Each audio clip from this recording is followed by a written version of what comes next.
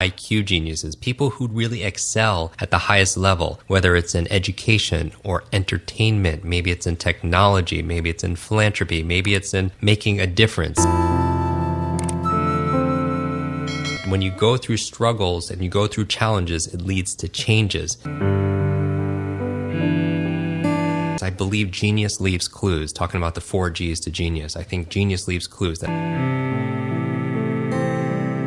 Will the pleasure outweigh the pain? And that's one of the important things when we're thinking about the 4 G's to genius. For knowledge is not power, it's potential power. It only becomes power when you use it. So use what you just learned.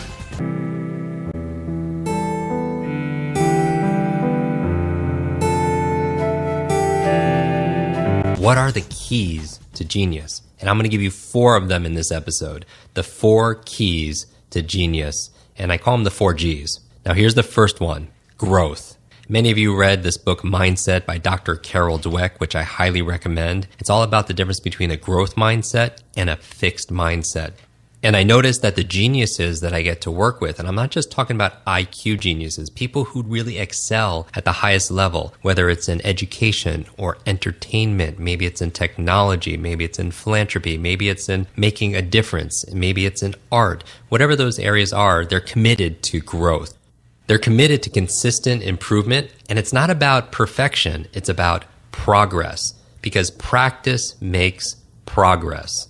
So in what ways are you committed to more of this growth mindset?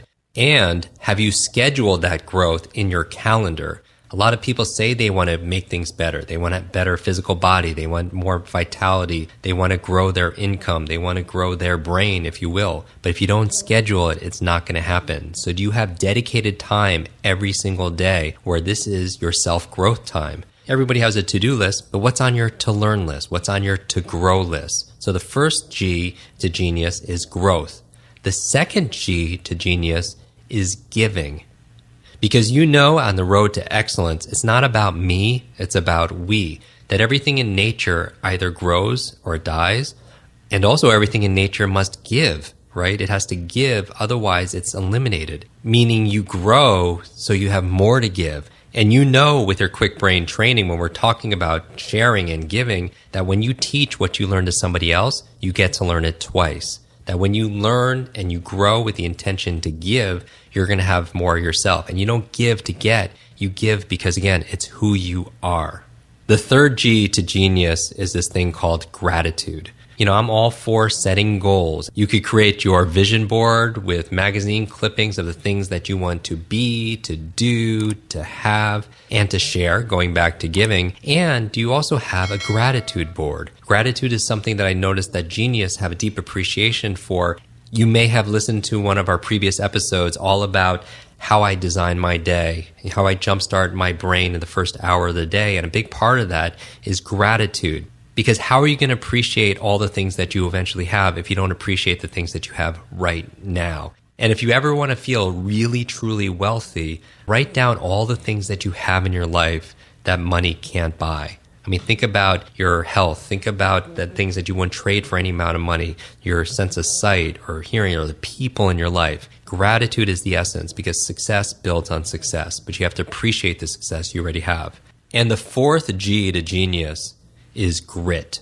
And grit is also the title of a best-selling book, which I highly recommend. But what is grit? Grit is your persistence. It's your perseverance. It's your ability to overcome difficulty. Because when you have a big goal, you're going to have challenges. You're going to have problems. And I remember one time at one of our events, I brought Quincy Jones up on stage, right? And he's incredible music producer. And I was asking him at his age, which was 84 at the time, how did you overcome all the problems of putting together all these incredible works of art? And of course you have challenges. He's like, Jim, I don't have any problems. I was like, what do you mean? Everybody has problems. He was like, no, I don't have problems. I have puzzles. Wow, that's powerful. Just changing that one little word, because when I think of puzzles, I get excited because puzzles are fun. Puzzles you have a solution to that. And that was what got me on this path, because I was labeled the boy with the broken brain. So I've dedicated my life to be able to solve this puzzle about how's memory work, so I could work my memory and then go and give it to other people, because I was so grateful for the opportunity, because all my struggles led to strength. And I think you build grit through this practice. That grit is a muscle. And we've all heard about post-traumatic stress, but a lot of people don't hear about the other part of it, which is post-traumatic growth.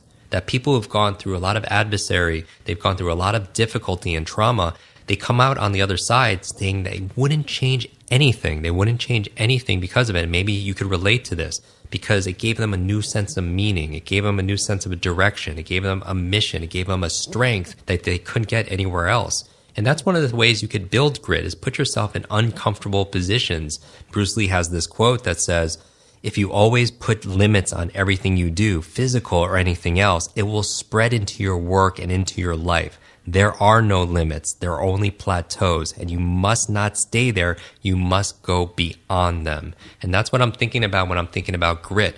I remember a few years ago, I got a message from Sylvester Stallone, and I'm bringing up his name because it puts a picture in a context to this story, and it's going to be a memory trigger for you. Next time you hear this name, it'll remind you of the lesson. There was a boxing match that was going on, and he asked me to come over to his home if I wanted to be able to watch it with him, and of course I said yes. And I'm a little bit torn when it comes to boxing, because I love competitive sports, because I love seeing excellence and people who are outstanding at what they do, and not really fond of people being punched in the head because of my traumatic brain injuries that I've had and concussions and so on. But I go over there and I'm sitting on the couch and I'm watching this incredible competition on his television. And to my left is Sylvester Stallone, and to his left is Arnold Schwarzenegger. And I'm just like blown away. If someone took a picture of that couch, they'd be like, who photoshopped that Asian guy in that photo? But seriously, afterwards, I wanted to ask them, I said, because I believe genius leaves clues, talking about the 4 G's to genius. I think genius leaves clues, that if somebody is extraordinary, they exhibit an incredible level of genius in any area of their life, that you could also exhibit that same level of genius, that same kind of genius, if you're willing to find out what those clues are. And I said to Arnold and to Sly, I said, what does it take to be a champion? Like those two guys right there, what's the difference between a normal person and a champion, like an amateur, if you will? And I'll always remember what Arnold said. He said, Jim, the difference between an amateur and a champion is a champion is willing to push past the pain period. Let me say it again. And the difference between an amateur and a champion is that the champion is willing to push past the pain period. And I thought that was interesting, because it's just like when you build a muscle, and they were using this as an example when I was talking to them, and you're doing these curls, it's the one that you don't want to do the most is the one that's going to help you the most. And are you willing to push past that pain period? And I'm spending a little bit more time on this thing called grit, because I think, based on the comments in our private Facebook group, that when people are responding on my Instagram and they're saying they're going through difficult times, and that's why they're listening to podcasts for inspiration and instruction and real ideas to help them, we realize that it's not about their resources. We had one of our prior speakers at our Quick Brain event, the creator MacGyver, and he was talking about MacGyver as being the ultimate genius, in that he has no resources. He has a pocket knife, he has some gum and some duct tape, and he's able to stop this nuclear warhead or whatever it is, because he's incredibly resourceful. But in order to be able to tap into those resourcefulness, we need to be able to have a level of grit, a level of persistence. And one of the ways we could grow that is going through difficult times. And I remember I was going through a difficult time at that time, and I remember asking Sylvester Stallone about whether or not I should take on something, make a decision. And he asked me this question. He said, Jim, will the pleasure outweigh the pain? Will the pleasure outweigh the pain? And that's one of the important things when we're thinking about the 4 G's to genius. Committing yourself to growth, committing yourself to giving, committing yourself to gratitude, appreciating what you already have, and this thing called grit. You're going to go through some painful times. And I think grit really is an element of genius. And so these are the 4 G's to activating more of your genius: growth, giving, gratitude, and grit.